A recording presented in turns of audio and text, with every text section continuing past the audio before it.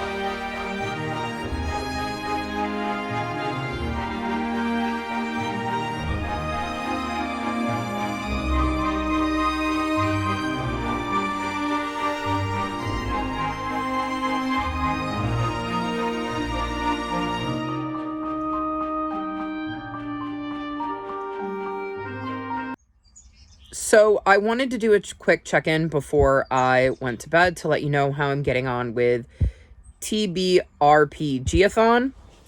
So my first prompt, I picked Duet, and I had to read multiple perspectives. So I'm reading Jadefire Gold.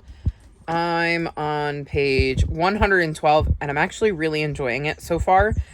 I got really sucked in and didn't want to put it down, so I read most of that in one sitting. For today, I picked Herd, and that got me the prompt companion, so I'm going to be continuing to read The Golden Compass, which has a girl named Lyra who has a demon, and I believe that is going to be her companion throughout this book, so I think that fulfills the prompt. I'm on page 80 of this one, and I'm not liking this one quite as much as I'm liking Jadefire Gold, but I'm doing all right with both of them, and I'm hoping that one of these will fulfill day 3's prompt, or if not, then one of the other 3 books I'm already reading, which are Skyward by Brandon Sanderson. I believe it's called Death at the Bend, or something like that, which is the 3rd book in the Lady Hardcastle mystery series, And then the second book in the Lockwood & Co. mystery series, which I really need to get back to. But that's just my quick check-in. I didn't read tons today. I was basically focused on editing a video because I'm really trying to catch up on my recent reads, which, if you're following my channel, you've probably noticed that I'm on a pretty hot streak right now of posting videos. Hopefully I can keep that up. If I post a video every single day without throwing off my schedule of like Wednesday videos or Friday videos, I should be able to catch up on my recent reads, I believe, by like the 10th. I know if I post a video every day between now and February 7th, that I would technically be caught up. So that is the plan. Post a video every day and hopefully get caught up sooner rather than later. But I'm starting to get tired, so I want to read a little bit more and then I'm going to go to sleep. But I wanted to check in and let you know how I was doing with TBRPG-a-thon and what I had chosen from prompt number 2. So I will check in with you all again.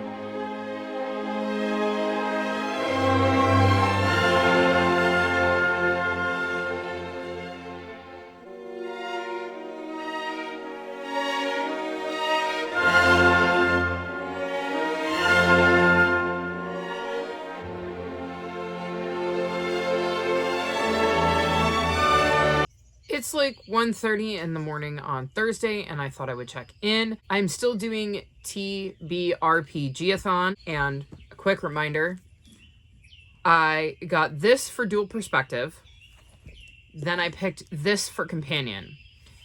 Day 3's prompt was left side, which I believe meant that I had to read something on the left side of a map that either took place there, or the author's from there, or the author lives there. And so I'm using Jadefire Gold for that. Because according to the back, June C.L. Tan lives in New York City, so she would live on the left side of the map. And then today's prompt was to essentially roll a D20, and I got a 1, which means I need to read a book that is under 300 pages, and I'm going to read Ruby in the Sky.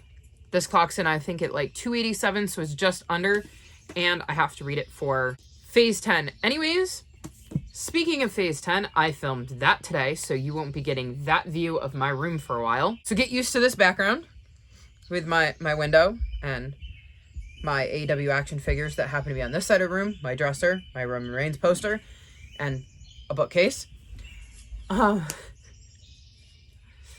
That was wild. I'm not going to give any spoilers because I don't know whether I will put this vlog out Tuesday before Phase 10 or Thursday after Phase 10, assuming I get Phase 10 out Wednesday. But I'm not going to give out any spoilers in case you haven't watched it yet. The one thing I will say, which you won't see on video, is part of what made it wild was that my cards refused to stay stuck to the board.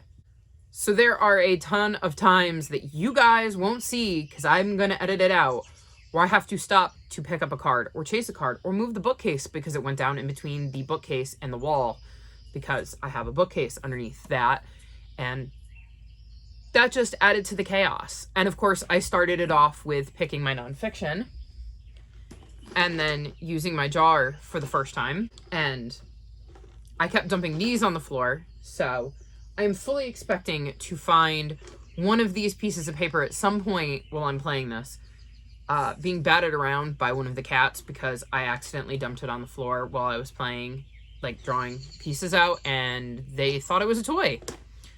So that was fun. February's TBR is going to be interesting. As for January's, like I said, this is the only book I have left on my Phase 10 TBR, so I think I'm smashing it.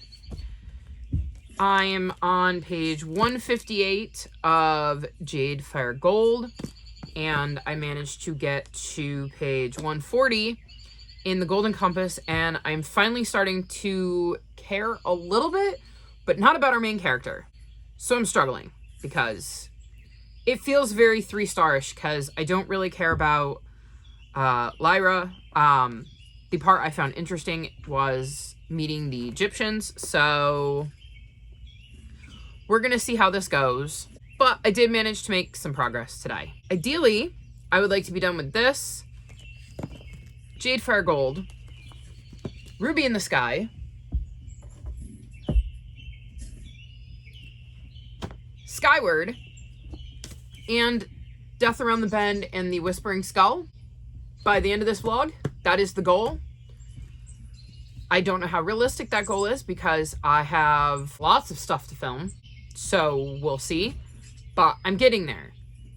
I'm this close to being caught up, and I am definitely going to need that extra time in February. Wait till you see what I picked. It's a doozy. But I'm going to go read, or I'm never going to make any progress on my TBR. So I will check in with you all tomorrow to let you know what I'm going to be reading for that day's prompt for TBRPG-a-thon.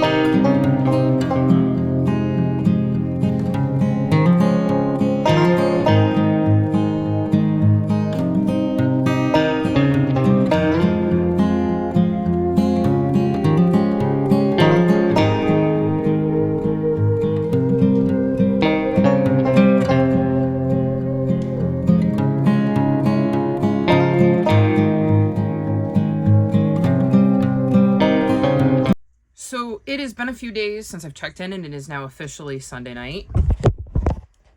I have some kitty helpers here. Let's see if I can get that one.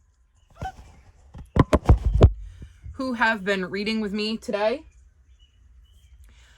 And I wanted to wrap up TBRPG-a-thon. So I believe the last time I checked in, it was Thursday, and I had just gotten the prompt under 300 pages. So Friday's prompt was strong, and for that I went with Skyward by Brandon Sanderson because Spensa, our main character, is extremely strong to have to deal with all the things she deals with throughout this book. Then Saturday's prompt was Control, and I again went with Skyward because Spensa just really wants to be able to control her own life and is trying to kind of escape her father's shadow and just wants to be judged on her own merit and not based on what her father did. And then Sunday's prompt was Found Family, and once again I went with Skyward because Spensa is part of a flight team and they become somewhat of a found family. So we'll go over Skyward first, even though this is not the first book I finished. And I did finish this. This was a reread for me. I gave it 5 stars. I still absolutely loved it. I enjoyed being back with Spensa quite a bit, and it was nice to refresh myself on her journey because I had forgotten a lot of things, and I wanted to read Cytonic, but I knew I was going to have to reread Skyward and Starsight first because I had forgotten so much, so I'm glad I read that. Then we'll go with Under 300 Pages, and I read Ruby in the Sky. And I can't tell you anything about this because this is one of my winter covers, and I'll link my winter covers video below if you want to know more about that. But I gave this 5 stars. I absolutely loved it. It clocked in, I think, at like 287, so under 300 pages. So that's 2 5 stars. Then for prompt, Left and Duet. And I've realized the way I've written some of these, some of it's the prompt and some of it's the choice that I made, because Duet would be multiple POV and Left is it needed to be on the right side, no, the left side of the map or the right side of the map. Either way, I needed to be on one half of the map, and basically our author of this book lives in New York, so that means she's on the left side of the map. I think that's how it worked. I'm not 100% sure. I would have to rewatch that video, but I know at the time it fulfilled the prompt. But I finished this. I gave this 4.25 stars. As far as I know, this is a standalone, which is completely baffling to me because there's so much more in this world that I wanted to explore. And the way this book ends feels like a duology, at the very least, is completely set up based on the way this book ends. So I'm hoping we will get more books involving these characters or in this world, because I really enjoyed the time I spent in this world with these characters and the way this story was told, and I want more out of it. So hopefully we will get more from this. And then the last book I read is The Golden Compass, and I got this for Herd, which was Animal Companion, and I gave this book 3 stars. So this so far has been my least favorite book I've read this year. So when I started reading it, I thought it was going to be 3 stars. Then it got to a point where I thought it might hit 4, and then the ending just completely let it down.